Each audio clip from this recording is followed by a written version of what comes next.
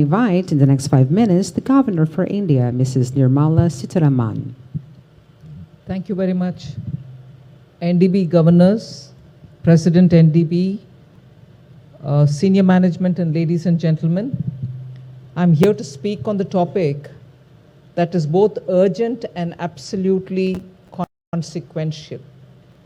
So challenges for financing sustainable development for the Global South is the critical topic. Global South is not just merely a geographical construct. It is a shared experience of aspiration, resilience, and systemic constraint. All the three are together: constraint, resilience, and aspiration. And what is Global South? It's home over to 80% of the world's population. And that is the population which is facing the paradox. So in order that we get over the constraints, which are the structural bottlenecks, geopolitical conflicts, and a very tight fiscal situation, we are here to talk about topics. We are striving towards 2030 agenda. The financing gap for sustainable development goals in developing countries has widened to over 4 trillion annually post-pandemic, reflecting the widening gap between ambition and reality. We heard Professor Danik Roddick speak about it, the widening gap and the promised money which was supposed to be on the table annually has not been available. India stands at a unique crossroads.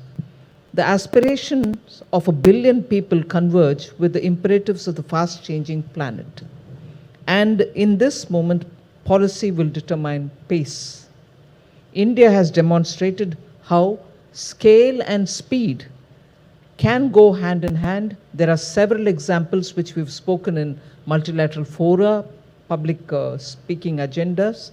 I'll just indicate to you what they are: the UPI, the Unified Payment Interface; Aadhaar, the identity uniquely given to the citizens; Jan Dhan, which is the financial inclusion program, and so on, which have driven inclusion to the last mile.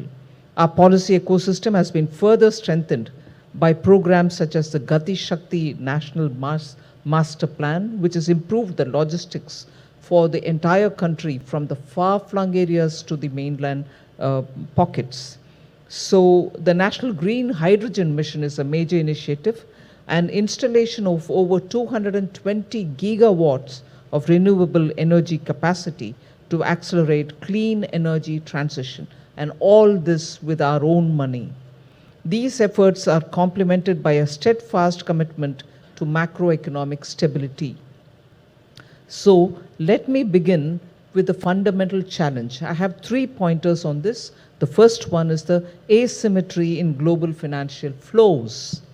This deters long-term investment. This asymmetry in global financial flows deters long-term investment and delays critical progress, especially in renewable energy, urban mobility, and climate-resilient infrastructure. The result is the widening gap between development potential and the financial realization. The second point that I would like to highlight for all our consideration is the complexity of aligning growth with sustainability.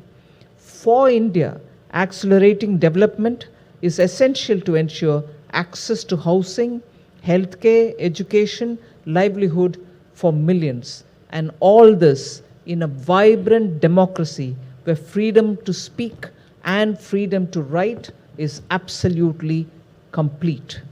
At the same time, climate-related risks such as heat waves, water stress, and extreme weather events are also increasing.